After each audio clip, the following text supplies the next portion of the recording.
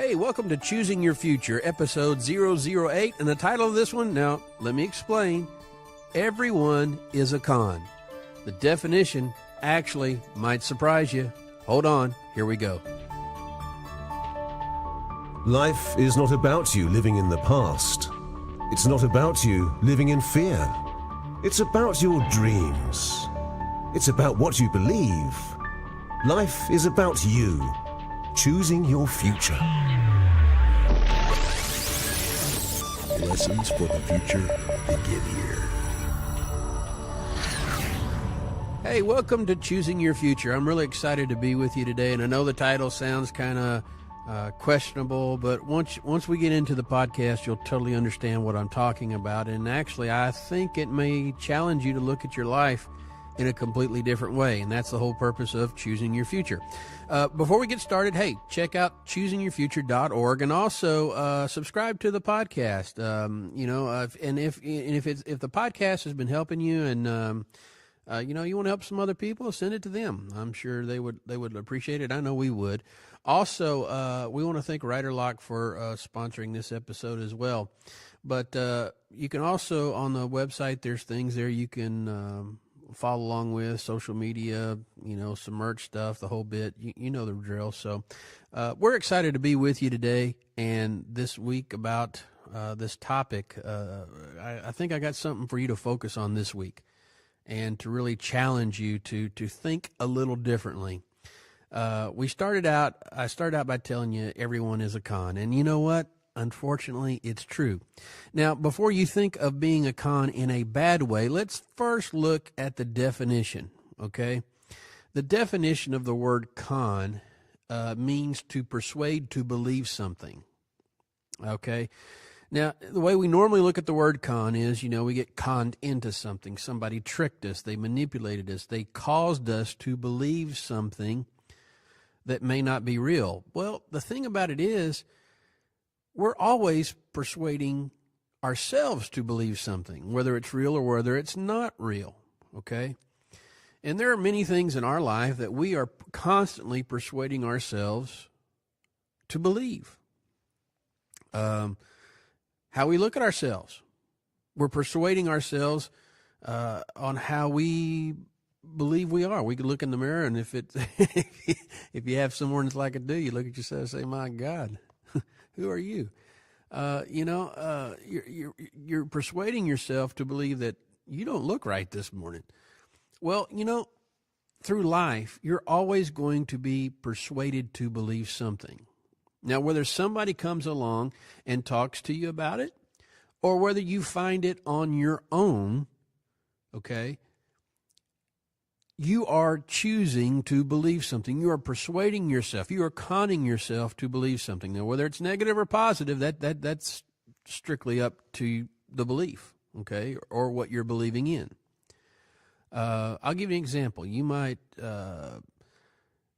be going through a career change, and you're trying to do something totally different that you've never done before. Well, what are you doing? You're persuading yourself. You are conning yourself to believe something, okay? So con doesn't always have a negative, okay, but the whole concept of this word, according to a dictionary, is to persuade to believe something. And you are persuading yourself constantly, every day of your life, to believe something. Now, let's see what happens when we add the word con to the Latin word seos, okay? So basically, the word con, meaning to believe something, and the word seos in a Latin form, it actually means having knowledge, okay? So if I use the word seos, I'm saying having knowledge. If I use the word con, I'm using the word persuading to believe. So when I say conscious or conscios or conscious, what it is, the word conscious is actually you are awakening to a knowledge of something. You're the new phrase now is he's woke. They're woke. Stay woke. Well, guess what? That's what consciousness is, or a conscious thought is. It's something that you have persuaded to believe that you are awakened to. I am conscious now. I may not have been conscious to certain things in my life when I was younger, but I'm conscious to certain things now that I am older. Same principle with you. As you go through life, you become conscious. You become persuaded to believe in a knowledge, or persuaded to believe in having knowledge of something that is consciousness. I am awakened. I am alive. I am alive to that understanding. And so you have this powerful ability to believe in something. And this something eventually becomes a knowledge to you. It becomes an understanding. It's a conscious state. It's a consciousness state. And so when we put the word conscious or the word con and the word sios, what we're actually saying is this is a believing and having knowledge. I have an understanding in this knowledge. I believe in this knowledge. I am awakened to this knowledge. I am awakened to this belief. Okay? Well, the question is, though, what are you becoming conscious to?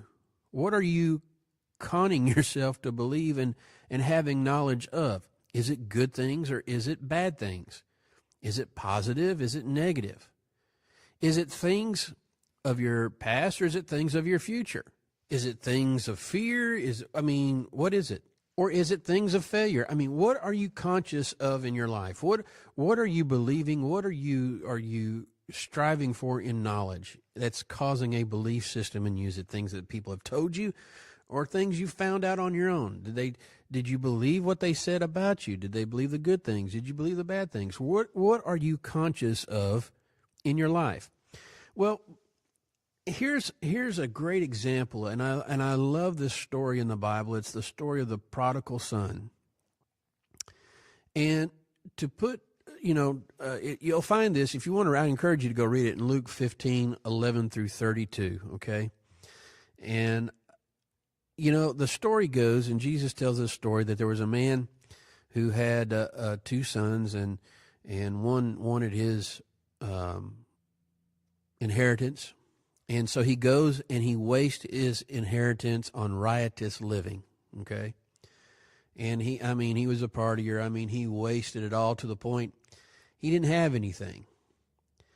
And so what happened was he finally got to the place where he was destitute. He didn't have anything. He found himself in the pigsty. And the Bible says, verse 16, I'll just read it. He said, and he longed to fill his stomach with the pods that even the pigs were eating, but no one gave him anything. He was totally broke. He was out. Everything that he was given, he wasted. Okay? But I love this phrase, and it goes on to say, when he came to his senses, he said, how many of my father's hired servants have food to spare? And here am I, starving to death. I will sit out and I will go back to my father and say to him, Father, I have sinned against heaven and against you. I'm no longer worthy to be called your son. Make me like one of your hired servants. So he went to his father's house. Well, we know the story. His father was waiting on him, actually. But let's go back to the part where he came to his senses. He began to think about what was going on. He was having a conscious moment. He started believing something different, okay? He started believing something different about his life. What he started believing was, I'm not what I thought I was, and I'm nowhere where I planned to be. I am in a place of destitution. I'm in a place of abandonment. I'm in a place where I have nothing. And it was that moment he awoke. He had a conscious thought. He believed something, and he awakened to this knowledge. He said, you know what? My father has servants that are doing better than I am. And he said, I'm just going to go back to him and tell him I've messed up. I have messed up. I'm going back to my father's house. He had an awakening. He had a konsios moment. He had a conscious moment. He had an awakening. He had a belief that he could go back to his father and that his father would receive him. And the great thing about this guy is, he was just looking to be on the property pretty much. He wasn't looking to have all of his rightful status restored. He was just looking to get back to the house where his father was, where he knows there was protection and provision. He had an awakening. He had a conscious moment. He believed in something and had knowledge of it, that his father was able to provide for him even though he wasted everything. He had a believing moment of knowledge that his father was able to take him in when nobody else wanted him. He had a believing moment that produced a knowledge, an awakening, that his father was able to forgive him, and he was able to go back home where he really truly belonged, even though he had a previous consciousness of arrogance and pride, things he thought he deserved. That's the thing about many of us. Some of us, we, including myself, I've done it. We've all had those moments where, I've got this under control. I have everything under control. I know what I'm doing. I've got it together. And all of a sudden, we find ourselves in a place much like the prodigal where we don't have anything and there's nobody there but just us and a few pigs. And I love bacon, but I tell you what, when it comes to having people around, sometimes when you're at your lowest, there's nobody. But you have this conscious moment. You have this moment in you that you believe, that you are persuaded to believe, and you have a knowing. You are conning yourself, a believing yourself on the inside of you, persuading a belief in you, and you're adding the knowledge to it that God is there waiting on you, that He's there waiting on you to come home. That's consciousness. I am awakened. I am awakened to the fact that I need to change from being in the pigsty and make an effort to choose. I'm going to say that again, make an effort to choose to get out of that pigsty. Notice what he says. He says, I will go. I will go back to my Father's house, where I know even His servants have more than enough. Now, this is a son talking. Okay? This is the son talking. I will go back to my Father's house where I know even His servants had enough. He had a conscious moment. He had an awakening. He had that moment to where he became alive. He was no longer asleep to the fact that he didn't need his father. He was now awakened to the fact that he needed his father. He was awakened to the fact that he needed what his father had. That takes humility. One thing I find out when it comes to being conscious about something, it takes great humility. Humility always leads to an awakening. Humility always leads to a awakening in your life that produces great things. But just because you have the awakening, the knowledge, the consciousness, the belief in the knowledge, there's another step that you have to do, and this is a huge choice on our part, okay? You have to make the choice that you're going to get up.